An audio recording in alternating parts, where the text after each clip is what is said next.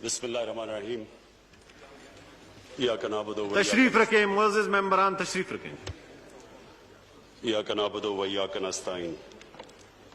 जनाब स्पीकर, मैं सबसे पहले अपने एलाइज को, अपनी पार्टी को, सब मेंबर्स को मैं इनको खराज तहसीन पेश करता हूं और इनका शुक्रिया अदा करता हूं कि इन्होंने आज एक बड़ी इम्पोर्टेंट हमारे लिए आज दिन था और इन्होंने ये साबित किया कि ये पाकिस्तान के साथ खड़े हुए हैं।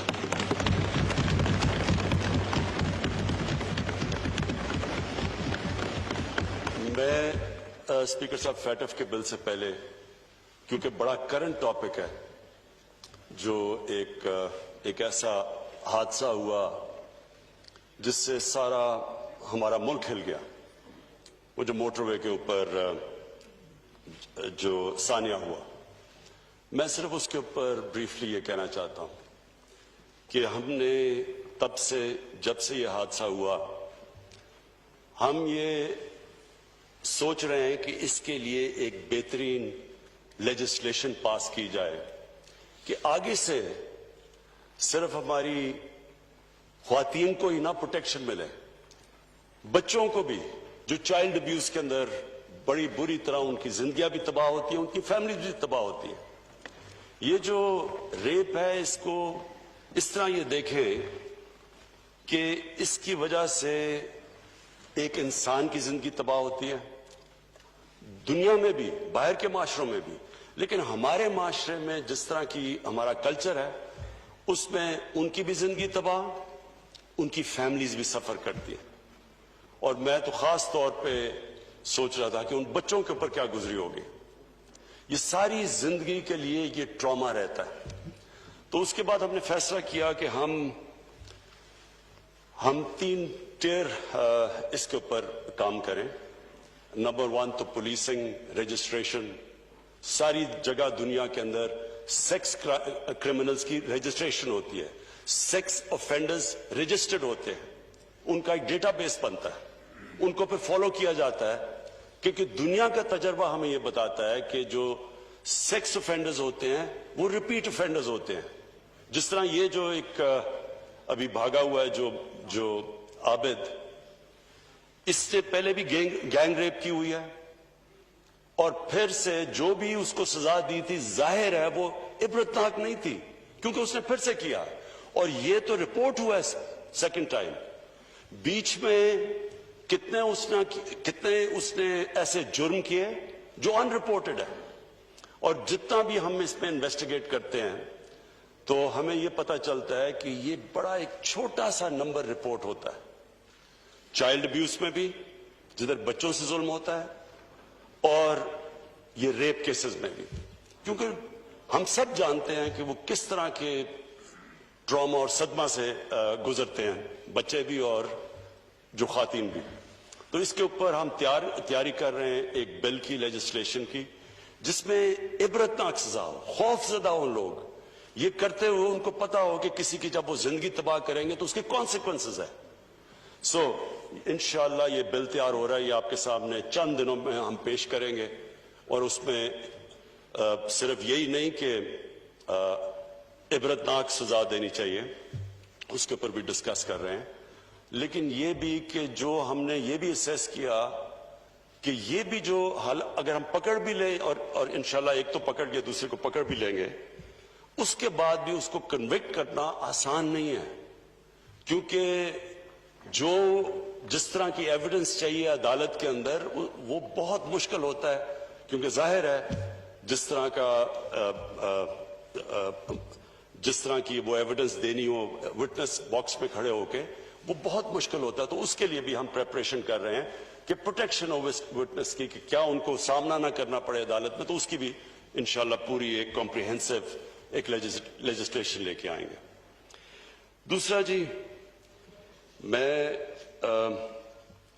ये जो फैटफ की सारी लेजिस्लेशन और ये जो कहानी चली है, मैं सिर्फ आज अपने मुल्क के सामने, अपनी पार्लियामेंट के सामने, ये जिधर जा भी रही है हमारी, ये देख भी जो रहे हैं पाकिस्तान में लोग, देखें जी, फैटफ का हमें सबको पता चलना चाहिए कि ये फैटफ कोई तहरीक हमारी गवर्नमेंट की वजह से नहीं, हम फैटफ के ग्रे के अंदर आए, ग्रे लिस्ट के अंदर। ये हमें विरासत में मिला, इनहेरिट किया हमने।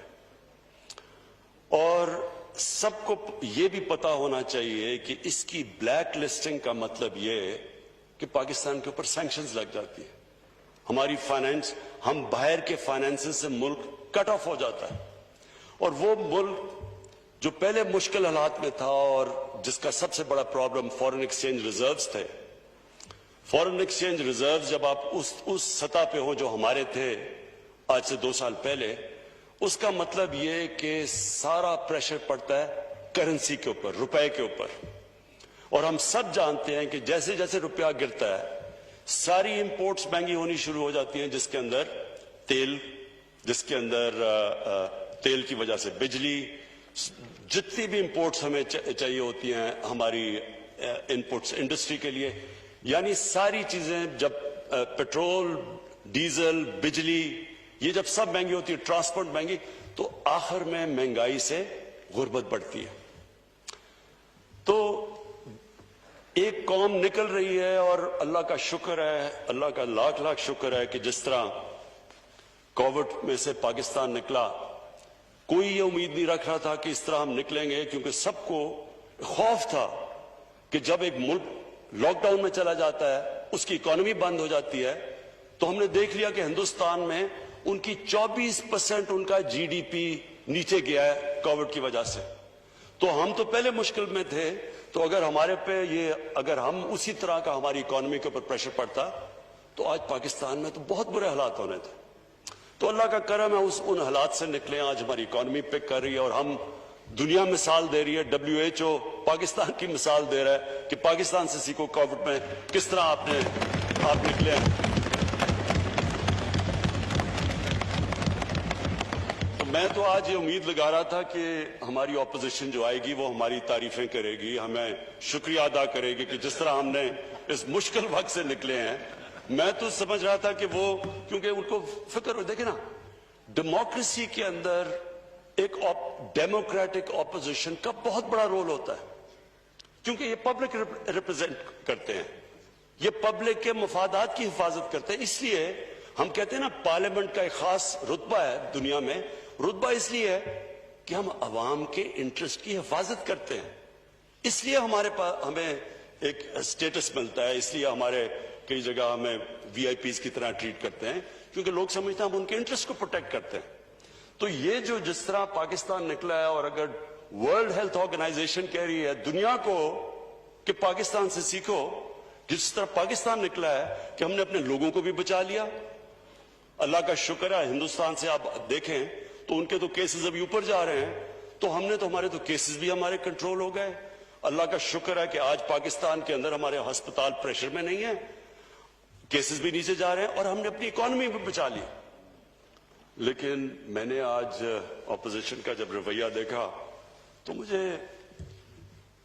जो मेरे दिल में खदशा था, जो मेरे इनके ऊपर मेरे व्यूज हैं, सब ऑपोजिशन पे नहीं, इनके जो लीडर्स हैं वो कंफर्म हो गए। आज वो कंफर्म तब भी हो गए जिस तरह इन्होंने फैटफ की लेजिस्लेशन को अप्रोच किया, क्योंकि फैटफ का ब्लैक लिस्ट में जाना मतलब इकोनॉमिक सैंक्शंस, उसका मतलब कि हमारी इकोनॉमी क्रैश करना, उसका मतलब रुपया किधर रुकेगा, 250 पे 300 पे डॉलर जाएगा, किसी को नहीं पता, क्योंकि हमारे पास तो इतने फॉरेन एक्सचेंज रिजर्व नहीं है कि हम रुपए को सपोर्ट कर सके। तो इन हालात के अंदर हम ये उम्मीद लगा रहे थे कि हमारे साथ मिलके ऑपोजिशन फैटफ की लेजिस्लेशन इसलिए पास करेगी कि ये पाकिस्तान के लिए है, हमें कोई जाती फायदा तो नहीं है। लेकिन आज जिस तरह इन्होंने ना तो शुक्रिया अदा किया हमारा कि जिस तरह हमने बचाया पाकिस्तान को गवर्नमेंट ने कोविड से, बल्कि मैंने तो इनकी तकरीरें सुनी थी, मुझे मिसाल दी जा रही थी, नरेंद्र मोदी को देखो उसने कैसे लॉकडाउन किया है। मुझे यानी जिस तरह की तनकीद, किसी ने कहा FIR काट दो, कोई लोग मारे थे तो उन्होंने कहा जी इसके ऊपर FIR काट दो, तो वो करते इतनी यानी जब तनकीद की थी तो अगर अल्लाह ने करम किया तो इनको फिर थोड़ी सी तो तारीफ कर देनी चाहिए थी, लेकिन जो आज इनका रवैया था और जो हमारी नेगोशिएशंस चली और हमने कोशिश की इनको कन्विंस करने की कि ये पाकिस्तान के इंटरेस्ट में है, ये फैटफ के हमारे ग्रे लिस्ट से निकलना और कहीं खुदा ना खास्ता ब्लैक लिस्ट में जाना, ये तो पाकिस्तान का इशू है। लेकिन जो भी नेगोशिएट कर रहे थे, जो इन्होंने जिस तरह की नेगोशिएशन की, मेरी एक कन्विक्शन है कि इनके लीडर्स का इंटरेस्ट और पाकिस्तान का इंटरेस्ट अपोज्ड है।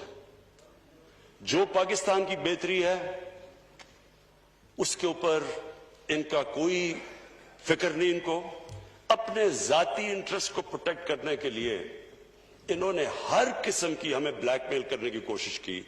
यानी इन्होंने समझा कि जी इतना खौफजदा होंगे कि कहीं ब्लैक लिस्ट ना हो जाए। इन्होंने 38 शिकें थी जो हैं नैब के कानून में, उसमें से 34 में इन्होंने अमेंडमेंट्स का हमारे सामने रख दी। यानी 34 नैब के एक्ट में अमेंडमेंट्स का मतलब कि नैब को दफन कर दो। सो इन्होंने इस्तेमाल किया फैटफ को अपने जो करप्शन के केसेस थे वो बचाने के लिए, और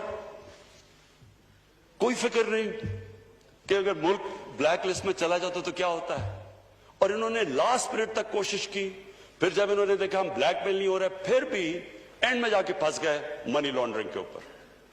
स्पीकर साहब, मैं अपनी कौम को, क्योंकि अपनी मेंबर्स भी मेरे बैठे हैं, कौम भी, उनको बड़ा जरूरी है। अल्लाहु अकबर, अल्लाहु अकबर, अल्लाहु अकबर,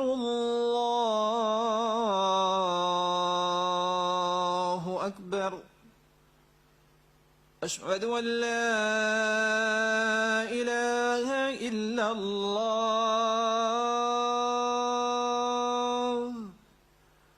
अशहदु अन ला इलाहा इल्लल्लाह,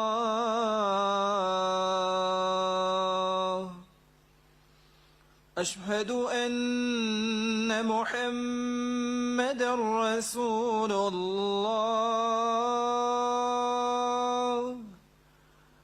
अशहदु अन्न मुहम्मदर रसूलुल्लाह।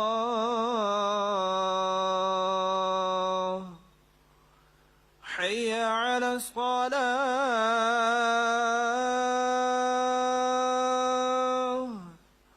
हय्य अला अस्सलाह,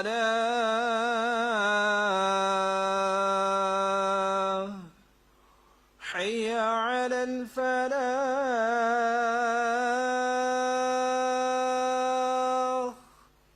حي على الفلاح.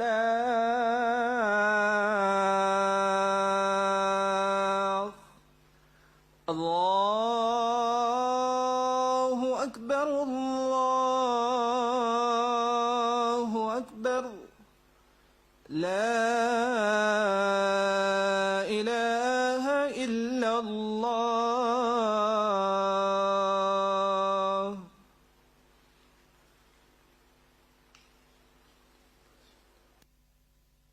जी प्लीज। मनी लॉन्ड्रिंग, सब लोगों को समझ नहीं मनी लॉन्ड्रिंग की आती। मैं ब्रीफली एक्सप्लेन कर दूं। मनी लॉन्ड्रिंग होती है कि जब आप एक मुल्क में पैसा नाजायज तरीके से बनाते हैं तो जरूरी ये होता है कि वो आप उसको मुल्क से बाहर रखें, क्योंकि वो मुल्क के अंदर वो नजर आ जाता है। तो इसलिए जब आप सारी दुनिया में, हमारा ये इशू नहीं है, ये सिर्फ ये सारी तीसरी दुनिया में जो डेवलपिंग वर्ल्ड है, आप हर डेवलपिंग वर्ल्ड में देखें कि जिधर भी उनकी प्राइम मिनिस्टर्स या मिनिस्टर्स जब पैसा चोरी करते हैं तो वो मुल्क से बाहर भेज देते हैं, और इसको कहते हैं मनी लॉन्ड्रिंग, क्योंकि ये इलीगली बाहर जाता है। और फिर ये उससे प्रॉपर्टीज ले लेते हैं बाहर, लंदन में। बल्कि अभी मैं एक YouTube کے اوپر ایک ویڈیو دیکھ رہا تھا کہ کس طرح ہندوستان میں بتا رہے ہیں کہ ان کے بڑے بڑے امیر لوگ جنہوں نے پیسے چوری کیے ہوئے ہیں وہ سب لندن میں بیٹھے ہوئے ہیں اور ان کے پاس اربوں ڈالرز کی پراپرٹیز اور ان کی بینک اکاؤنٹس ہیں، لیکن ہندوستان کی حکومت کے لیے بڑا مشکل ہے وہ پیسہ واپس لانا۔ یہ ایک ایسا بڑا عذاب ہے اسپیکر صاحب، میں صرف سب کی انفارمیشن کے لیے بتاؤں کہ غریب ملک، ڈیولپنگ ورلڈ غریب ہوتی جا رہی ہے، امیر ملک امیر ہوتے جا رہے ہیں، کیونکہ ہر سال اندازہ لگایا جاتا ہے کہ 1000 ارب ڈالر غریب ملکوں سے، ڈیولپنگ ورلڈ سے امیر ملکوں میں جاتا ہے۔ اسی طرح یہ مے فیئر کے فلیٹس اور یہ سب سے مہنگے علاقوں میں اس طرح کی اور بھی غریب ملکوں کا پیسہ جاتا ہے باہر، اور یہ اصل وجہ ہے کہ تیسری دنیا جو ڈیولپنگ ورلڈ نیچے جا رہی ہے، کیونکہ وہ پیسہ اگر اسی ملک میں خرچ ہو تو اسے نوکریاں مل سکتی ہیں، آپ ہیومن ڈیولپمنٹ کر سکتے ہیں، سکولز بنا ہسپتال بنا سکتے ہیں۔ وہ جب پیسہ باہر چلا جاتا ہے تو باہر تو ان کے لیے نوکریاں مل جاتی ہیں اور وہ ادھر امپلائمنٹ بھی مل جاتی ہے اور ان کی دولت بھی بڑھ جاتی ہے اور ان کے فورن ایکسچینج ریزرو بھی بڑھ جاتے ہیں، لیکن اس ملک میں ایک تو وہ پیسہ باہر چلا جاتا ہے، دوسرا یہ ڈالرز لے کے پیسہ باہر بھیجتے ہیں۔ یہ جو ٹی کا سارا کیس ہے یہ ہے کیا؟ یہاں سے حوالہ ہنڈی سے پیسہ باہر بھیجا، جس کی ضرورت پڑی وہ ٹی سے منگوا لیا اور انہوں نے کہا جی کہ نو کوسچنز آج کیونکہ ہمیں ریمیٹنسز آئی ہیں۔ یہ پورا ایک ریکٹ ہے منی لانڈرنگ کا، اور اس ملک میں جو اگر ہمارے روپے پہ پریشر پڑتا ہے، جو میں کہہ بیٹھا ہوں، جب روپے پہ پریشر پڑتا ہے مہنگائی آ جاتی ہے، غربت بڑھتی ہے۔ تو جب آپ اپنے ڈالرز یہاں سے ڈالر لے کے باہر بھیجتے ہیں تو وہ دوسرا نقصان پہنچاتے ہیں ہمارے ملک کو، کہ ڈالرز کی جب کمی ہوتی ہے تو روپے پہ پریشر پڑتا ہے۔ اب اس کے اوپر آخر میں یہ جا کے پھنس گئے کہ جناب منی لانڈرنگ کو نکال دو نیب کے قانون سے۔ اگر ان کو کوئی ڈر نہیں ہے، اگر انہوں نے منی لانڈرنگ نہیں کی تو ان کو فکر کیا چیز ہے؟ ہمیں کیوں نہیں ڈر لگا ہوا؟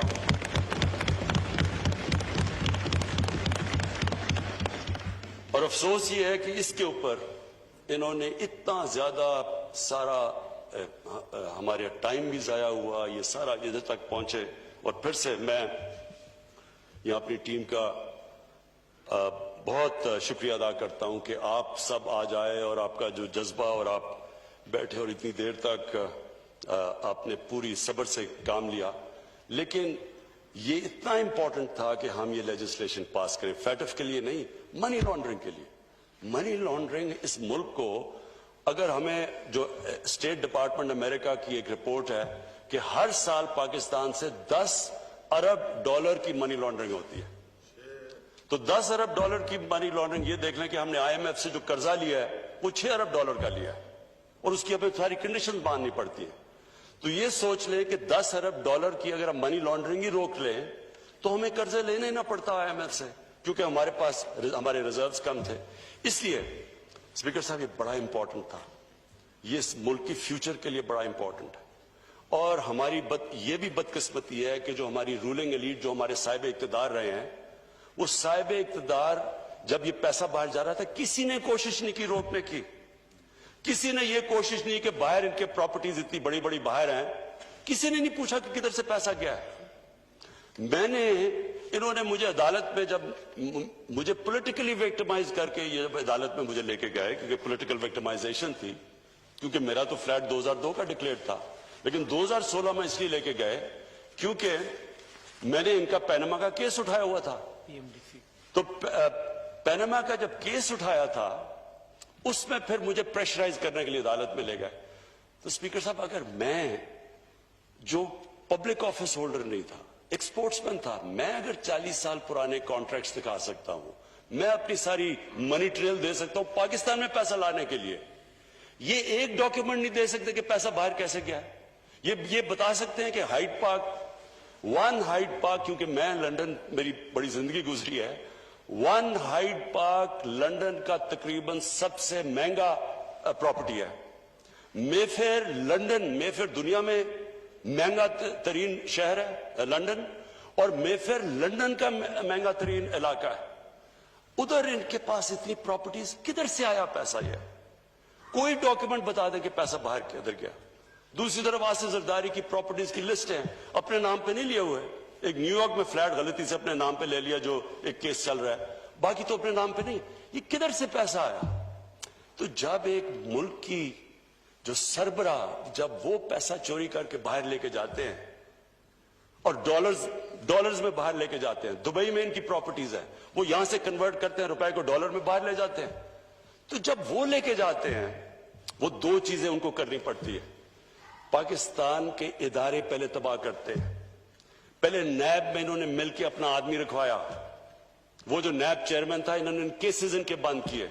ہدایبہ پیپر مل اوپن اینڈ شٹ کیس تھا, اس کے اوپر اسحاق ڈار کی باقاعدہ صرف سٹیٹمنٹ نہیں ہے, اس نے بینک اکاؤنٹس دیے ہیں کہ جدھر جدھر یہاں سے پیسہ باہر گیا, نام دیے ہوئے ہیں اس نے. اوپن اینڈ شٹ کیس, ان کا اپنا آدمی نیب میں بیٹھا ہوا تھا, اس نے وہ آگے پروسیڈ نہیں کیا. تو انہوں نے یہ جو 10 سال کے اندر 4 گنا زیادہ پاکستان کے قرضے بڑھے ہیں. 60 سال کی تاریخ میں ٹوٹل پاکستان کا قرضہ 6,000 ارب تھا, 10 سالوں میں پہنچ گیا 30,000 ارب. ہمارا جو سب سے بڑا مسئلہ کیا بنا ہوا ہے, جو ہم نے ٹیکس کا پیسہ اکٹھا کیا پہلا سال, اس کا آدھا چلا گیا ان کے قرضوں کی قسطیں ادا کرنے پہ. ملک کدھر سے چلاتے ہیں؟ پھر ہمیں کہتے جی آپ قرضے لے رہے ہیں. اگر ہم قرضے نہ لیں تو ہم ملک کیسے چلائیں؟ آدھا تو جو پیسہ اکٹھا کیا ان کی قرضوں کی قسطوں پہ چلا گیا.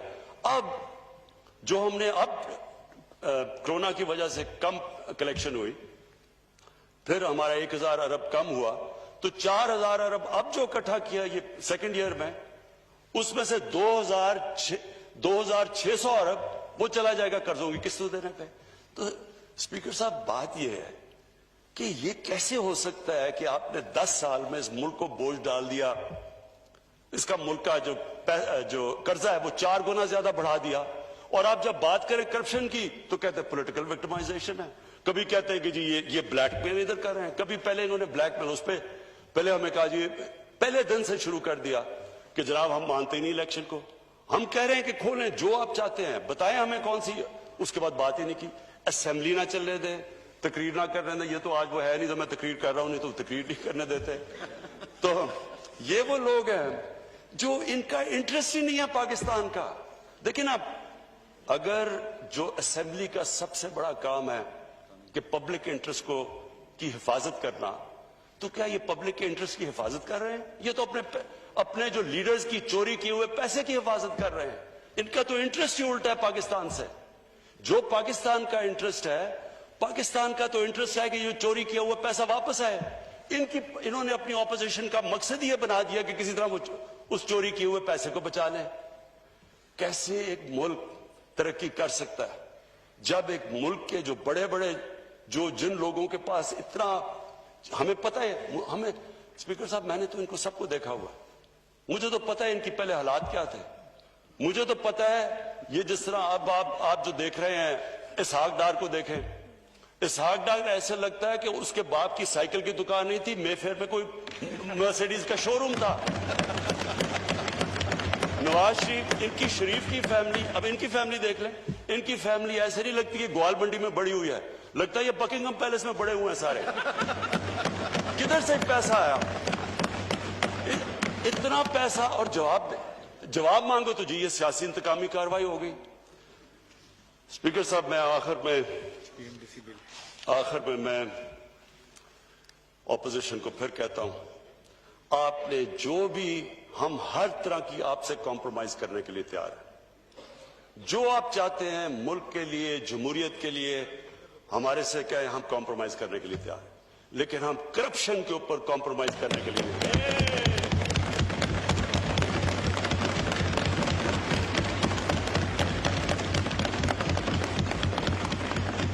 میں آخر میں ہاؤس کا شکریہ ادا کرتا ہوں. یہ جو پی ایم ڈی سی کا بل پاس کیا یہ بہت ضروری تھا. اسپیکر صاحب بدقسمتی سے ہماری جو میڈیکل کالجز اور ہمارے جو ڈینٹسٹری ان کے کالجز کی جو سٹینڈرڈ ہے وہ گرتی جا رہی تھی. اس کے لیے بڑا ضروری تھا کہ جو انٹرنیشنل بیسٹ پریکٹسز ہیں اس کے مطابق ہم ان کی سٹینڈرڈز ریز کریں. اور یہ جو بل تھا, یہ کوشش تو کر رہے تھے 1.5 سال سے.